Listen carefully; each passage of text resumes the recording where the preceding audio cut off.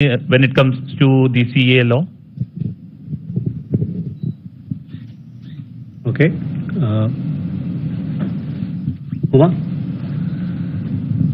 Sir, I'm Huma Siddiqui from the Financial Express. I have two questions. One, yesterday the first 2+2 secretary level talks happened between India and Brazil. If you can share details.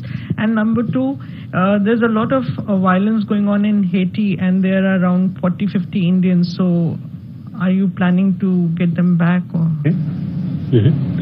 Ayushi? So this is Ayushi Agrawal from ANI. Can we have some details of the meeting that took place in Israel between our NSA and Israeli PM?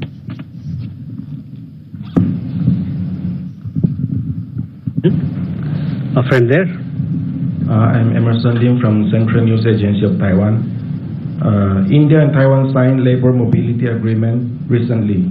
And few days ago, Modi ji mentioned Taiwan leaders during a semiconductor plant foundation stone laying event in Gujarat, which was participated by Taiwan's Deputy Foreign Minister virtually. So are these signals for a greater India-Taiwan proximity, and did India receive any concern from any country? Thank you.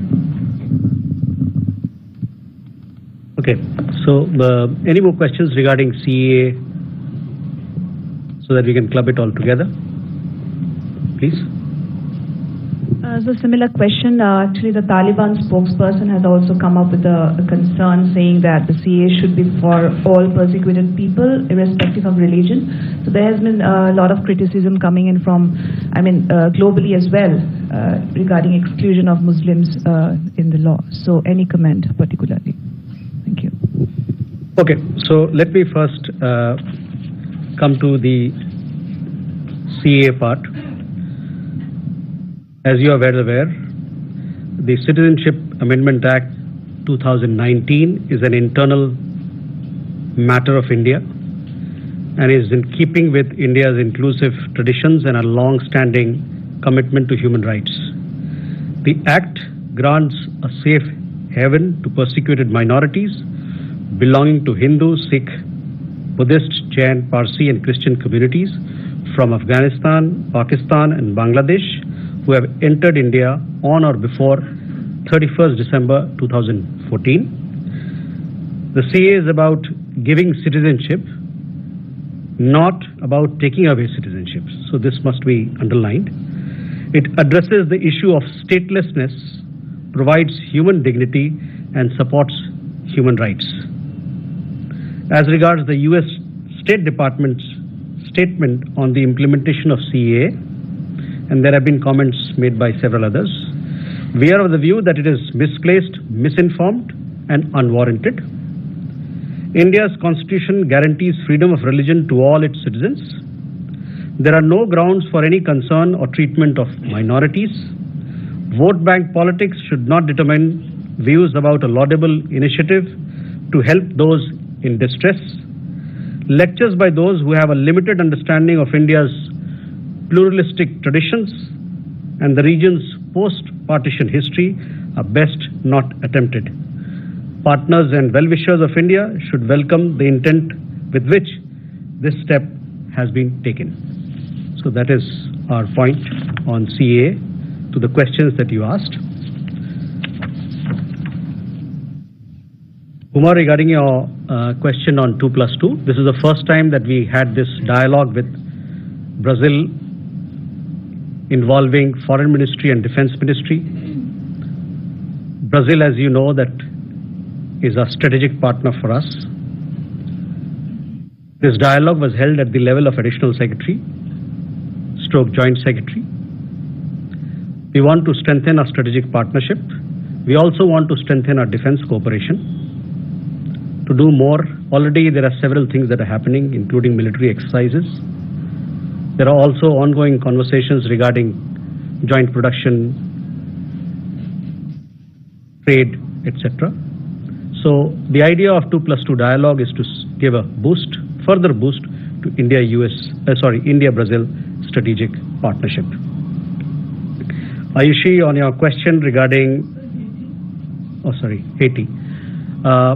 We have established a control room here in the Ministry of External Affairs. We have emergency helpline numbers. Our embassy in Santo Domingo in Dominican Republic, which has the accreditation for Haiti, has also established a control room, has also established helplines. There are some 50 to 80 Indian community members there. The embassy is in touch with all of them. We are monitoring the situation. As you know, there is a crisis in Haiti, and if required, we will evacuate. We are ready to evacuate, and if required, we will do that. Our embassy in Santo Domingo is monitoring the situation, and the ministry also is fully monitoring the situation. Ayushi, regarding your question on NSA's visit, there is a context to it. As you are aware, Prime Minister himself is invested and is keen to promote peace and stability in the region. He has been in touch with several Arab leaders in this connection. NSA's visit to Israel, which took place at the onset of the holy month of Ramadan, carries forward these efforts. NSA called on the Israeli Prime Minister. He also met with his Israeli counterpart, and he also met several other senior leaders and discussed developments in Gaza. He emphasized on the delivery of humanitarian aid and assistance, and discussed steps being taken or undertaken for the release of hostages. So that is the visit to Israel of National Security Advisor. Emerson, as far as your question regarding Taiwan, we have economic trade, people-to-people linkages with your country, with Taiwan, and the labor mobility agreement that we signed is one of the recent steps in that direction. Will we go forward for more questions? Please. So Amit from India Today, if you could share the details of Prime Minister's visit to Bhutan, and will the announcement of the elections tomorrow, when the MCC will come into effect, will it have any impact on the visit as well? Okay. Please. Sir, this is Dhairya Maheshwari from Sputnik India. Sir, my question is regarding the Zelensky's peace formula and the upcoming Switzerland summit. Sir, the Switzerland foreign minister, he has said that he wants to invite Russia, while the Western countries are opposed to inviting Moscow to the talks. So, sir, will it be possible to know India's stance on whether it supports Russia's participation in these talks? And, sir, if you allow me, I have another question on the counterterrorism, India-US counterterrorism meeting that took place earlier this month in Washington, D.C. Sir, could you give us an update on what's the status of the 10 people that NIA had identified for attacking the San Francisco consulate, sir? Is there any progress in the investigation from the US side? Thank you. Okay. Please.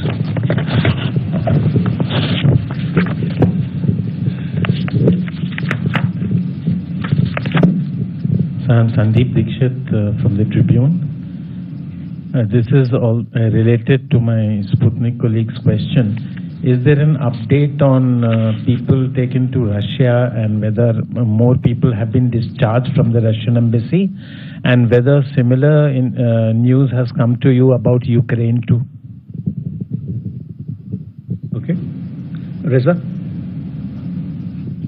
Reza from the Hindustan Times. I just wanted to ask you about China's repeated, statement about putting the border issue in its appropriate place.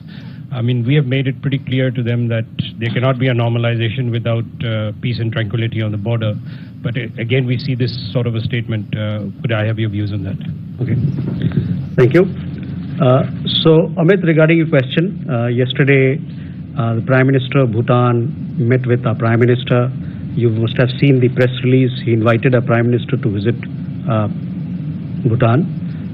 As far as the visit itself is concerned, you will come to know of it as and when it is announced, and when we take a decision in that regard. The visit has been accepted, as you would have seen if you followed social media relevant handles. So that is where it is. You will come to know more details in that regard.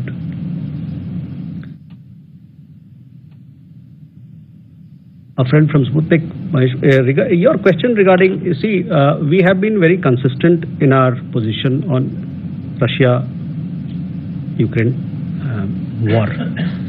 We continue to encourage peaceful resolution of the conflict through dialogue and diplomacy. That is our standard position, which you are aware. And we remain open to engaging all ways and means that could help achieve this objective. So that is our stand on the question that you asked. Regarding India-CT talks, after these talks were held, they were held at the Joint Secretary level. We had the talks in Washington. We did issue a press release, so I would refer you to that. The press release has all the details of, when you have counterterrorism dialogue, all issues which are of concern to both sides, security related to counterterrorism, all are discussed. So I would refer you to the press release that we issued. You will get a sense of our discussion, the way it went forward. Sandeep, regarding your question on Russia, you would have seen a statement that we issued, and we have been doing so repeatedly. We are pressing very hard with the Russian authorities for early discharge of our people who are stuck there. Last time we had told you that we are 20-odd people thereabout who've approached us. We also have 2 people who passed away. On that, I have an update. The paperwork of their mortal remains has been done. The funeral agency which we have engaged has been handed over the bodies. We are in touch with the family. We are also in touch with the Russian authorities, and hopefully we will have the mortal remains in India by the end of this week, that is on Sunday or thereabouts. So hopefully on 16th or 17th they'll be here and then handed over to the family. So that is the update on Russia. On Riza, on your question regarding China, you would have seen that a few days back our External Affairs Minister spoke at a media event where he elaborated on India-China ties. So I would request you to look at his comments. You will understand how we are positioning ourselves, what is our point of view on that, how do we take things forward. So please, that is for you. Do we have more questions there? Please. Hi, I'm Nirmala with the Straits Times. I just wanted to ask clarification on this 20-odd Indians, because the CBI has said 35 Indians. They've identified 35 Indians in Russia. So is there an update on the number of Indians stuck on the front line? See, we will give you a number based on the people who've contacted us for help. So these are people who've contacted us. Several of them have been discharged. Some of them have actually also come back. So that is the figure that we have in mind. Beyond that, we will update you more as when we come to know more about these details. So that is where it is. I thought the CBI, they had issued a press release after the search that they had conducted here, and they had implicated several people, taken documentary evidence, incriminating evidence, and they had launched a search here in several cities. So several people have been arrested, and the case has been opened, and things are going forward. As far as the number is concerned, this is what we told you before. We gave you before. 20 plus people are the ones who contacted us. So that is where we are.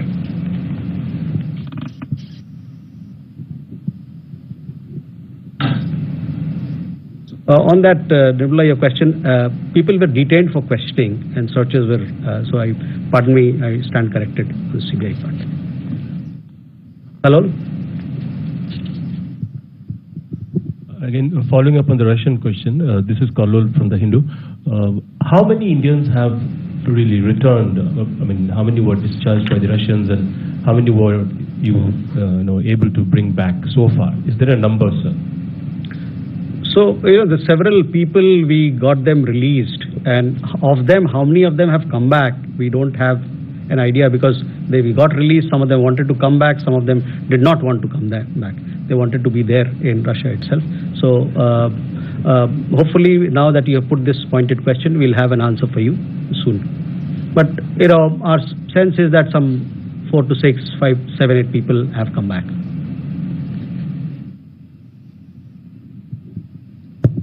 Sir Vijayalakshmi हूँ India TV से। कलोल ने हालांकि पूछा क्या हम कोई deadline set करके चल पा रहे हैं कि कब तक हम जो बाकी बचे लोग वहां पर हैं उनको भारत वापस ला पाएंगे, और रशिया में पिछली जो प्रेस वार्ता थी आपने काफी बताया था, उसको लेकर के कोई नया update?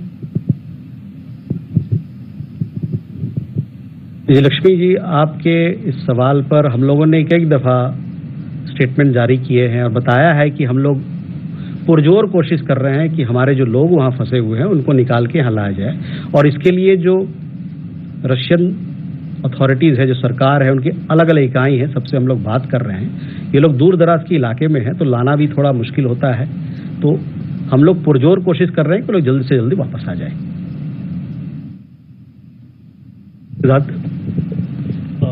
So Siddhant from Beyond. Sir, when it comes to Maldives, the Indian troops which were present there, have they been replaced? The deadline was this month. So all of them have been replaced, or I mean, if any number is there? Yeah. Abhishek? Sir, Abhishek from CNN News 18 this side. Recently we saw some pleading or some requests coming from other people from other nationalities also regarding Indian embassies in Moscow, helping them get evacuated or discharged, or getting back to their homes, especially from people from Nepal. Are we trying to help them, or have they reached out to Indian embassies to help, and what is our position on that?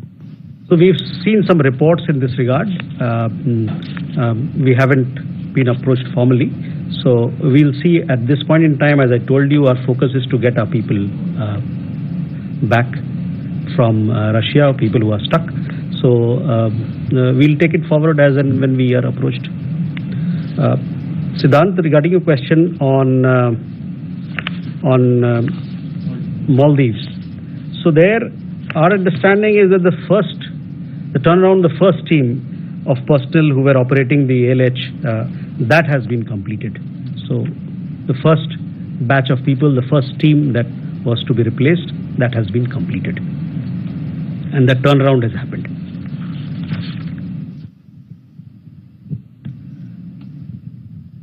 You have another question, Amit? Just in addition to the Russian question, sir. The Belarus foreign minister was in India, and there have been media reports about certain individuals, Indian nationals, claiming that they were detained in Belarus and were handed over to Russia and eventually landed up on the war front. They were seeking help. So was this issue raised with the Belarus?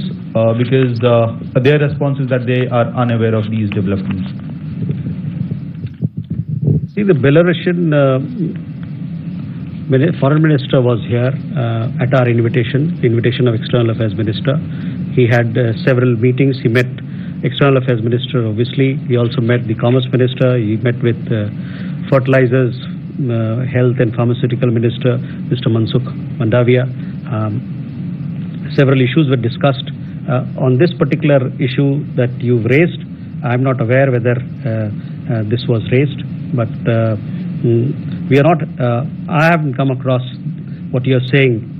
There are movement of people continues to happen across the world. So this particular issue, whether it was flagged or not, this specific detail I don't have, but I can come back to you with more details on that.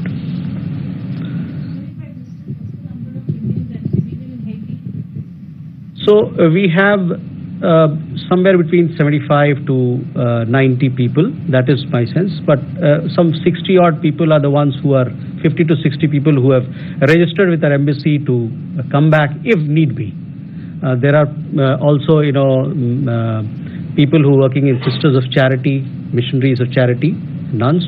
They may or may not, it is there, we have reached out, so 30 odd of them are there. So if the situation arises, we are ready to evacuate everybody. We've established a control room here. We've established a control room in our embassy, and we are ready to evacuate if required.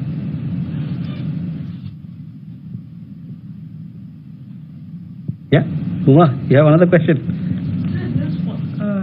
I'm Huma Siddiqui. I just wanted to check, what is the status of the 8th person who is still in Qatar? When is he expected to come back? So last time I had answered this question a week before, or 2 weeks before, that the gentleman, he has certain requirements to fulfill there. Once those requirements are fulfilled, then he'll return to India.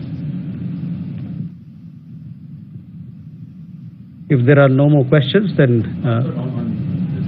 if you could update what is going on, and on Myanmar, if you could update us what is going on, because we are seeing the reports of rebels and fightings, and there are a lot of Indians also stuck there.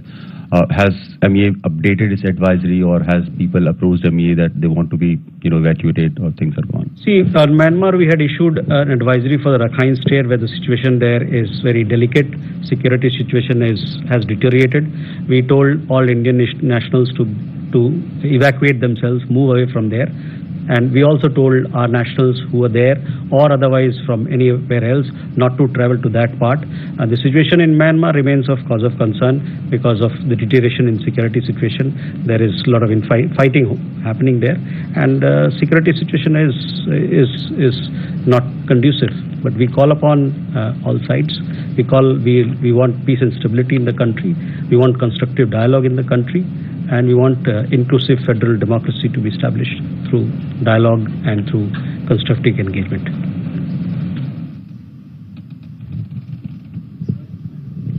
Hello? Yeah?